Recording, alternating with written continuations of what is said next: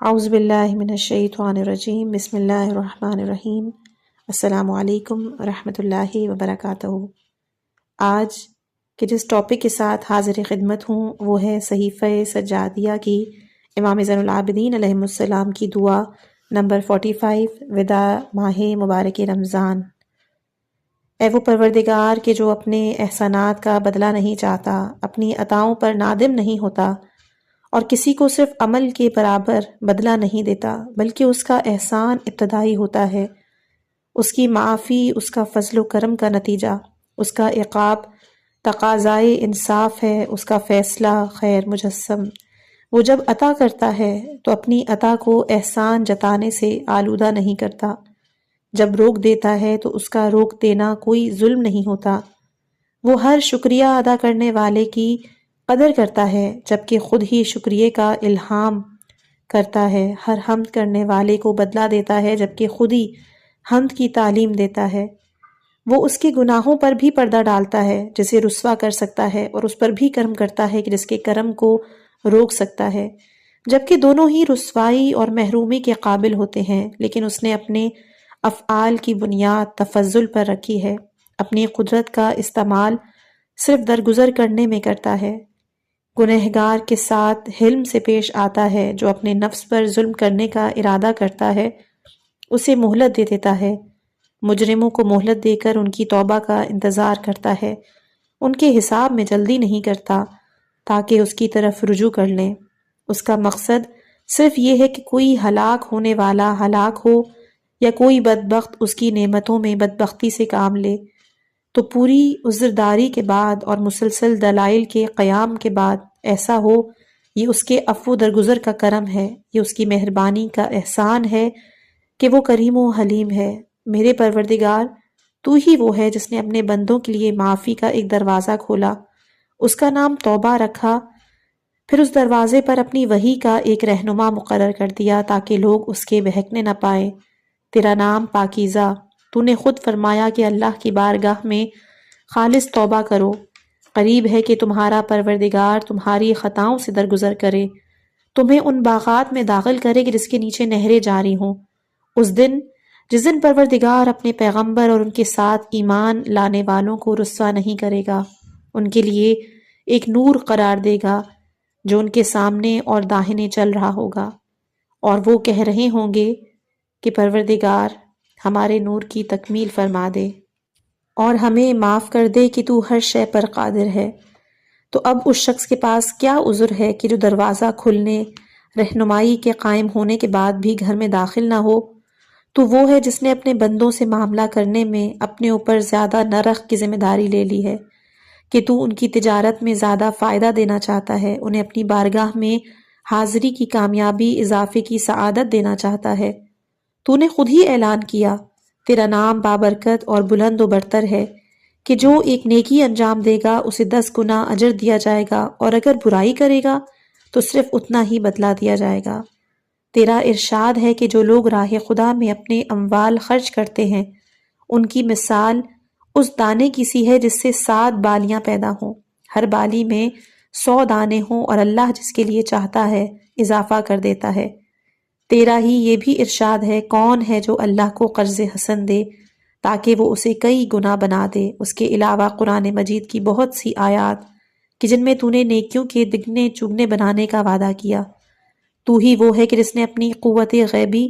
اور ترغیب کے ذریعے ان کی رہنمائی کی جس میں ان کا فائدہ ہے۔ اگر تو ان سے پوشیدہ رکھتا تو ان کی نگاہیں ان کا ادراک نہ کر سکتیں، ان کے کان سن بھی نہ سکتے، ان کے خیالات وہاں تک پہنچ بھی نہ سکتے۔ تو نے ہی فرمایا کہ تم مجھے یاد کرو، میں تمہیں یاد کروں گا، میرا شکریہ ادا کرو، میری نعمتوں کا انکار نہ کرو۔ یہ بھی فرمایا کہ اگر تم ہمارا شکریہ ادا کرو گے تو ہم نعمتوں میں اضافہ کریں گے، اور اگر کفران نعمت کرو گے تو ہمارا عذاب بھی بہت سخت ہوگا۔ یہ بھی فرمایا کہ مجھ سے دعا کرو، میں قبول کروں گا، جو لوگ میری عبادت سے استکبار کرتے ہیں وہ عنقریب ذلت کے ساتھ داخل جہنم ہوں گے۔ تو نے دعا کو عبادت کا نام دیا، اس کے ترک کرنے کو استکبار قرار دیا، بلکہ اس ترک پر جہنم میں منہ کے بل داخل کرنے کی دھمکی دی، جس کے نتیجے میں انہوں نے تیرے احسان سے تجھے یاد کیا تیرے فضل سے تیرا شکریہ ادا کیا، تیرے حکم سے تجھے پکارا، تجھ سے مزید لینے کے لیے تیری راہ میں صدقہ دیا، اور اسی میں ان کے لیے تیرے غضب سے نجات، تیری رضا کی کامیابی۔ اگر کوئی مخلوق کسی مخلوق کو اپنے بارے میں وہ باتیں بتا دیتا جو تو نے بتائی ہیں، یقیناً اس کی تعریف کی جاتی۔ تو اب ہمیشہ میری طرف سے تیری حمد ہوتی رہے گی،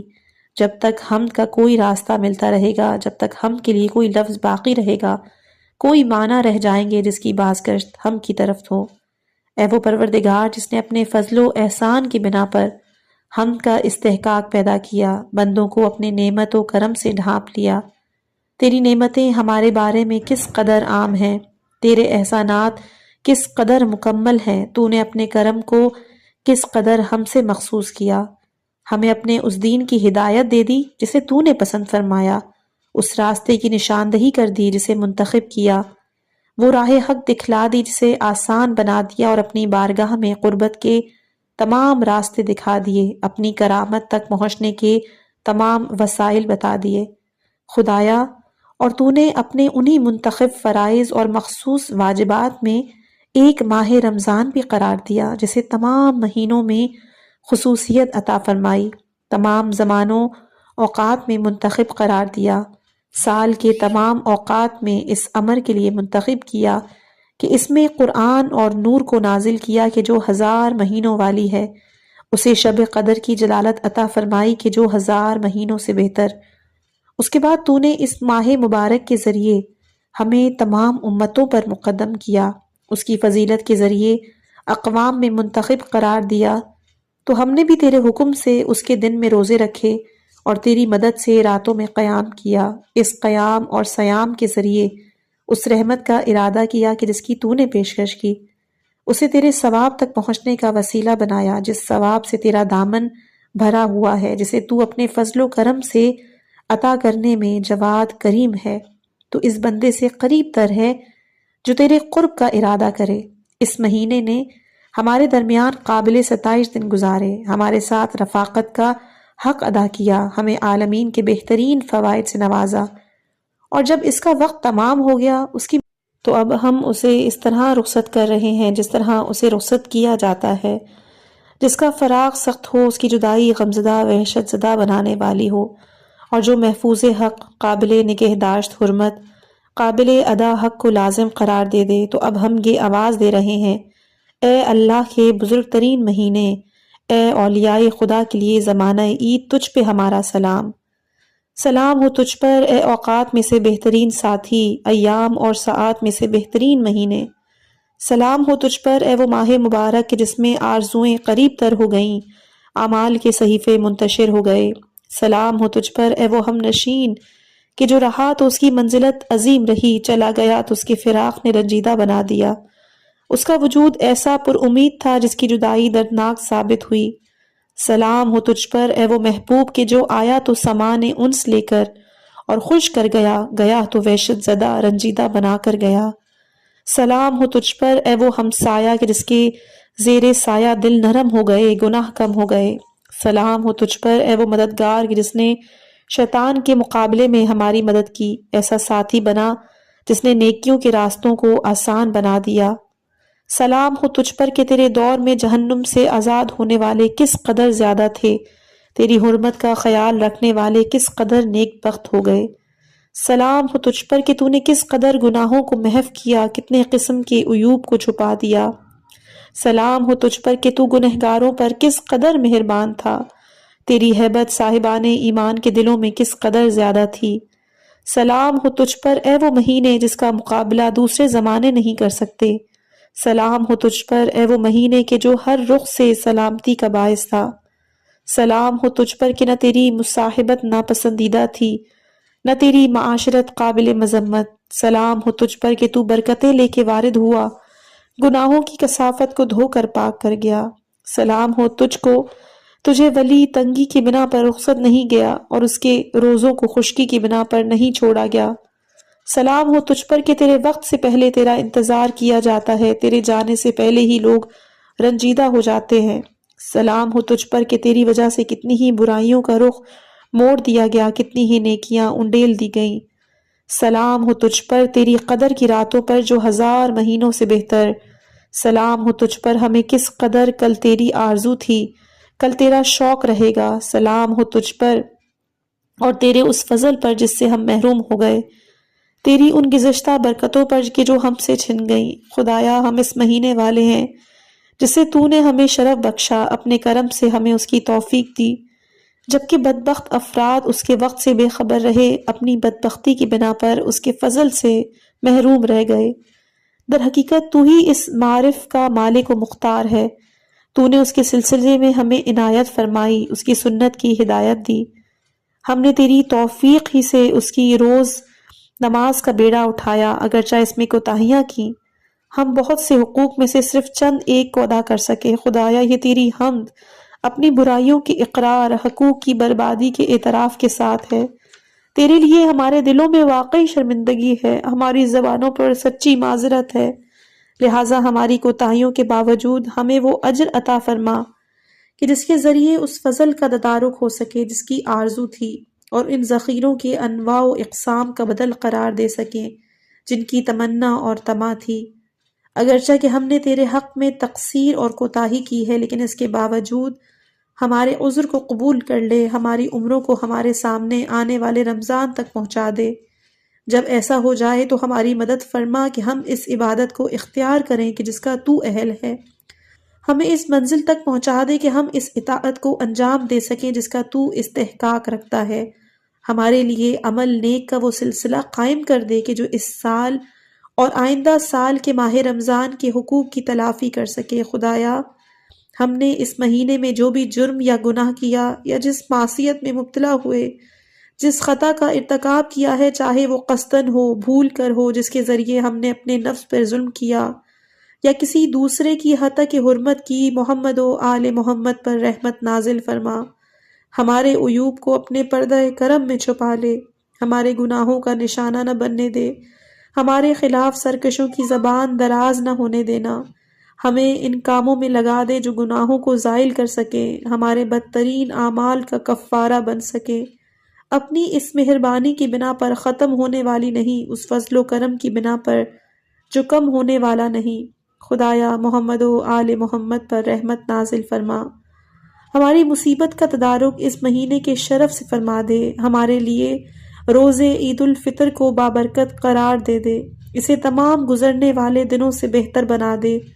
اس طرح کہ وہ سب سے زیادہ معافی حاصل کر سکے، سب سے زیادہ گناہوں کو مٹا سکے، ہمارے تمام ظاہر باطن گناہوں کو معاف کرا سکے۔ خدایا اس مہینے کے گزرنے کے ساتھ ہمیں خطاؤں سے باہر نکال لے، اس کے جانے کے ساتھ ہمیں برائیوں سے الگ کر دے، ہمیں اس کے بہترین اہل میں قرار دے دے جن کا نصیب سب سے وافر ہو، جن کا حصہ سب سے زیادہ عظیم۔ خدایا اور جو شخص بھی اس مہینے کے حق کی مکمل رعایت کرے، اس کی حرمت کی باقاعدہ حفاظت کرے، اس کے مکمل حدود کے ساتھ قیام کرے، اس کے گناہوں سے مکمل طور پر پرہیز کرے، یا تیری بارگاہ میں قربت کا کوئی وسیلہ اختیار کرے جو تیری رضا کا باعث ہو، جس کی بنا پر تیری رحمت کا رخ اس کی طرف ہو جائے، تو ہمیں بھی اپنے کرم سے ایسا ہی شرف عنایت فرما دینا، اپنے فضل سے اسے کئی گنا بنا دینا کہ تیرا فضل ختم ہونے والا نہیں، تیرے خزانے کم نہیں ہوتے بلکہ ابلتے ہی رہتے ہیں، تیرے احسانات کی کانیں فنا ہونے والی نہیں ہیں، تیری عطا ہی در حقیقت خوشگوار عطا کہے جانے کے قابل ہے۔ خدایا محمد و آل محمد پر رحمت نازل فرما، ہمیں ویسا ہی اجر عطا فرما جیسا ان لوگوں کا اجر ہے کہ جو اس مہینے میں روزے رکھنے والے یا قیامت تک کوئی بھی عبادت کرنے والے ہیں۔ خدایا ہم تیری بارگاہ میں آج کے یوم الفطر میں جیسے تو نے صاحبان ایمان کے لیے روزے عید اور مسرت قرار دیا، اپنے اہل ملت کے جمع ہونے کا سامان فراہم کیا، ہر اس گناہ سے توبہ کر رہے ہیں جس کا ارتکاب کیا ہے، یا جو برائی ہم سے سرزد ہوئی، یا جو برا خیال ہمارے دلوں میں پایا جاتا ہے، اور یہ توبہ ویسی ہے میں جس میں دوبارہ گناہ کی طرف پلٹ کر جانے کا کوئی خیال نہیں، نہ بارے دیگر خطا کرنے کا کوئی ارادہ، یہ ہماری توبہ ہر طرح کے شک و ریب سے پاک ہے، لہٰذا اسے قبول کر لے، ہم سے راضی ہو جا، پھر ہمیں اسی توبہ پر ثبات قدم بھی عنایت فرما۔ خدایا ہمیں روز قیامت کے عذاب کا خوف، اس ثواب کا شوق عطا فرما جس کا تو نے وعدہ کیا، تاکہ ہم تجھ سے دعاؤں کی لذت کا احساس کر سکیں، جن گناہوں سے پناہ چاہتے ہیں ان کے درد کو محسوس کر سکیں۔ ہمیں اپنی بارگاہ کے ان توابین میں قرار دے دے جن کے لیے تو نے اپنی محبت کو لازم قرار دیا، جن کی اطاعتوں کی طرف رجوع کرنے کو قبول کر لیا۔ خدایا ہمارے آباء و اکرام، ہماری ماؤں کو، ہمارے تمام اہل مذہب کو بخش دے، چاہے وہ گزر چکے ہیں یا قیامت تک گزرنے والے ہوں۔ خدایا ہمارے نبی حضرت محمد مصطفیٰ اور ان کی آل پر رحمت نازل فرما، جس طرح تو نے اپنے مقرب ملائکہ پر رحمت نازل کی ہے۔ محمد و آل محمد پر رحمت نازل فرما، جس طرح تو نے اپنے نیک کردار بندوں پر رحمت نازل کی،